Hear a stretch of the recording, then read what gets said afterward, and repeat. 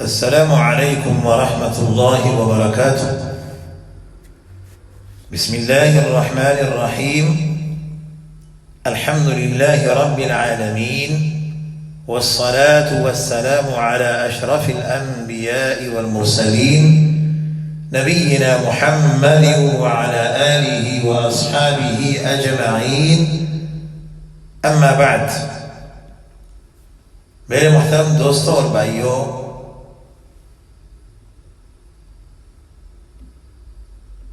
آج کے درس کا موضوع ہے شعبان کی فضیلت، یعنی شعبان کی مہینے کی فضیلت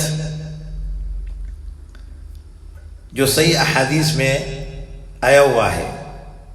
اب ہم نے یہ دیکھنا ہے کہ ہمارے پیارے نبی محمد رسول اللہ صلی اللہ علیہ وسلم نے اس مہینے میں کون سا عمل کیا ہے اور امت کو کیا بتایا ہے۔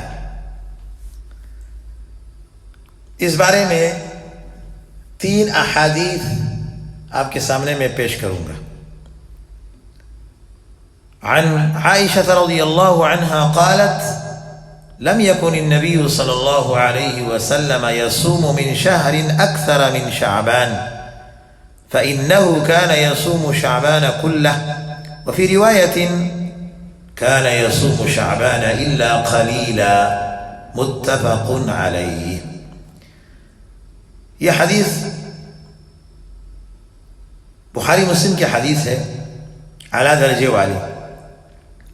حضرت عائشہ رضی اللہ عنہا بیان فرماتی ہے کہ رسول اللہ صلی اللہ علیہ وسلم کسی مہینے میں شعبان سے زیادہ نفلی روزے نہیں رکھتے تھے۔ بلا شبہ آپ شعبان کا پورا مہینہ روزہ رکھتے تھے، اور ایک روایت میں ہے کہ آپ سوائے چند دنوں کے شعبان کے باقی روزے رکھتے تھے۔ تو اس حدیث سے معلوم ہوا کہ شعبان کے مہینے میں کثرت سے روزے رکھنا چاہیے۔ دوسری حدیث امام النسائی نے لایا ہے، عن اسامة رضی اللہ عنہ قال قلت یا رسول اللہ لم أرك تصوم شهرا من الشهور ما تصوم من شعبان، قال ذلك شهر يغفل الناس عنه بين رجب ورمضان، وهو شهر ترفع فيه الأعمال إلى رب العالمين، فأحب أن يرفع عملي وأنا صائم، رواه النسائي، حديث حسن وحسنه الألباني۔ حضرت اسامہ رضی اللہ عنہ سے روایت ہے، وہ فرماتے ہیں کہ میں نے رسول اللہ صلی اللہ علیہ وسلم سے کہا، میں نے آپ کو کسی مہینے میں اتنے کثرت سے روزے رکھتے ہوئے نہیں دیکھا جیسے کہ شعبان میں آپ روزے رکھ رہے ہو۔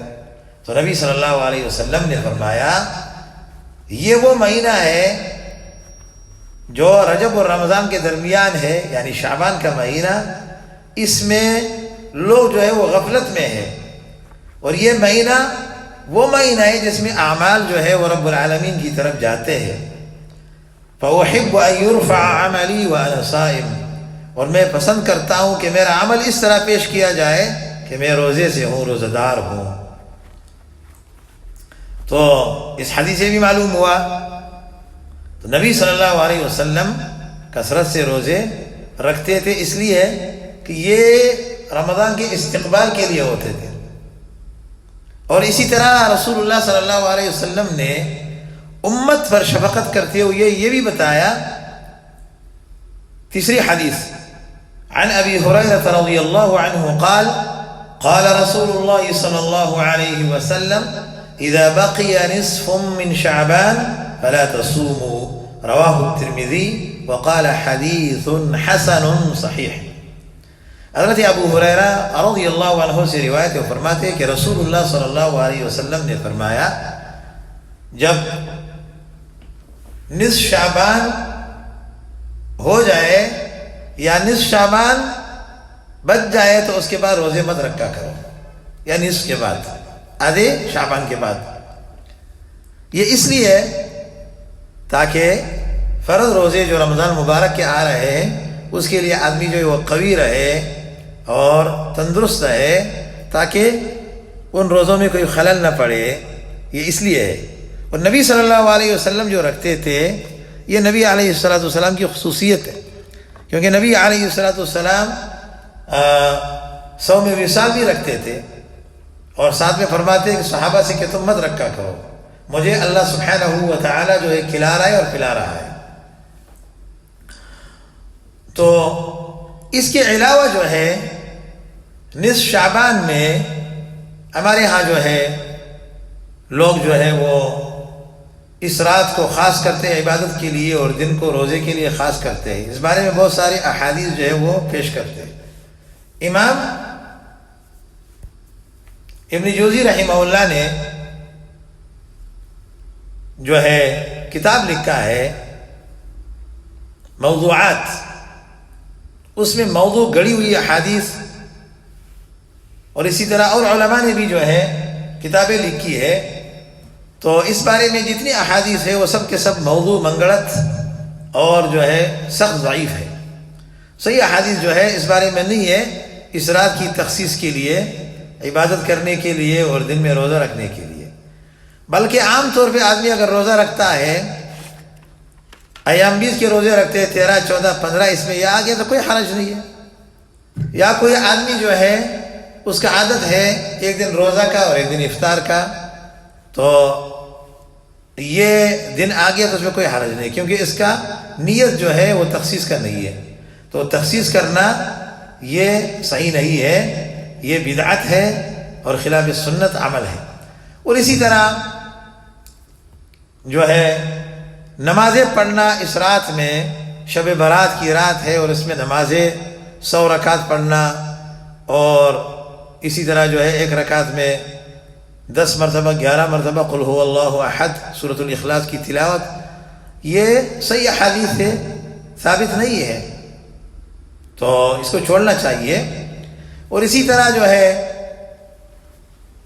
اس رات میں حلوہ کھانا، حلوہ خور لوگ جو ہوتے ہیں وہ یہی بتاتے ہیں کہ نبی صلی اللہ علیہ وسلم کے دانت مبارک جو ہے وہ شہید ہو گئے غزوہ احد میں، اور اس کے بعد نبی علیہ السلام جو ہے وہ کوئی چیز جو ہے تناول نہیں فرما سکتے، تو حلوہ جو ہے وہ نبی علیہ السلام نے تناول فرمایا، تو یہ سب جھوٹ ہے۔ تاریخ میں آپ دیکھیں گے تو غزوہ احد جو ہے وہ شوال کے مہینے میں ہوا، شعبان میں نہیں ہوا ہے، تو یہ صرف جو ہے حلوہ خور جو لوگ ہوتے ہیں، اہل بدعت جو ہے وہ لوگوں کو یہ دھوکہ دیتے ہیں۔ پھر اسی طرح 15-20 قسم کے کھانے جو ہوتے ہیں وہ پکاتے ہیں، لاتے ہیں، اور جو ہے اس کی ترغیب دیتے ہیں کہ اس کو لے آؤ تاکہ آپ کے جو مردے ہیں ان کی روحیں خوش ہو جائے۔ یہ بھی ہندوؤں سے لیا ہوا ہے۔ شیخ عبدالسلام بستوی رحمہ اللہ نے اپنے کتاب جو اسلامی خطبات میں لکھا ہے کہ ہمارے ہاں ہندوستان میں ہندوؤں کا یہ رسم تھا کہ سال میں ایک مرتبہ جو ہے وہ حلوہ وغیرہ بنا کر کے رکھتے تھے قوم کے لیے، تو مسلمانوں نے جب دیکھا تو مسلمانوں نے بھی ان سے لے لیا کہ روحیں جو ہے وہ آتی ہے، اور پھر اس دنوں میں جو ہے وہ برتن صاف کرتے ہیں، نئے برتن خریدتے ہیں، وہ رکھتے ہیں، اس کو لیپ کر کے رکھتے ہیں۔ یہ سب بدعت اور خرافات جو ہے اور یہ رسوم رواج جو ہے یہ غیروں سے لیے ہوئے ہے، تو اس سے بچنا ضروری ہے۔ اور اسی طرح آتش بازی، پٹاخے چھوڑنا اس رات میں، تو یہ بھی جو ہے غیروں سے لیا ہوا ہے، یہ مجوسیوں کا کام ہے، مسلمانوں کا یہ کام نہیں ہے۔ مسلمان کے لیے قرآن و سنت میں جو صحیح حدیث میں جو آیا ہوا ہے وہی کافی ہے، اور ہمیں جو ہے قرآن و سنت کے اوپر عمل کرنا چاہیے، اور جو چیز صحیح احادیث سے ثابت ہے اسی کے اوپر عمل کرنا چاہیے۔ وہ ہے نصف شعبان سے قبل نفلی روزے رکھنا، اور باقی جو ہے صرف شب برات کو خاص کرنا عبادت کے لیے اور دن کو روزے کے لیے، یہ خلاف سنت ہے۔ بعض لوگوں نے پھر یہ بھی بنایا ہے کہ اس مبارک رات میں جو ہے اللہ نے قرآن نازل کیا، یہ بھی غلط ہے، یہ بھی جو ہے قرآن کے خلاف ہے۔ خود قرآن نے کہا شہر رمضان الذی انزل فیہ القرآن، رمضان کا مہینہ وہ مہینہ جس میں قرآن اتارا گیا ہے، اور انا انزلناہ فی لیلۃ القدر، لیلۃ القدر کی رات، اس میں اللہ سبحانہ و تعالیٰ نے قرآن کریم کو نازل فرمایا ہے۔ تو قرآن کا نزول جو ہے وہ رمضان میں ہوا ہے، وہ شعبان میں نہیں ہوا ہے، تو اس طرح جو تقدیر ہے، تقدیر کے 5 مراتب ہیں. تقدیر ازلی ہے، پھر تقدیر عمری ہے، پھر عمری ہے، پھر اس کے بعد حولی ہے، پھر اس کے بعد جو ہے یومی ہے. تو یہ 5 مراتب ہے. یہ جو ہے وہ چونکہ وہ بھی عمری جو ہے وہ لیلۃ القدر میں ہوا ہے، اور حولی سال میں ہوتا ہے، اور اسی طرح یومی جو ہے کل یوم ہوا فی شأن. تو اس میں شعبان کا مہینہ، اس میں صحیح حدیث میں کچھ بھی نہیں آیا ہے اس بارے میں. یہ جو کچھ بھی ہے وہ سب جو ہے موضوع اور منگڑت ہے، اس سے بچنا چاہیے، اور اسی پر اتباع کرتے ہوئے اللہ تعالیٰ ہم سب کو عمل کرنے کی توفیق دے اور صراط مستقیم پہ چلانے والے بنائے. آمین یا رب العالمین.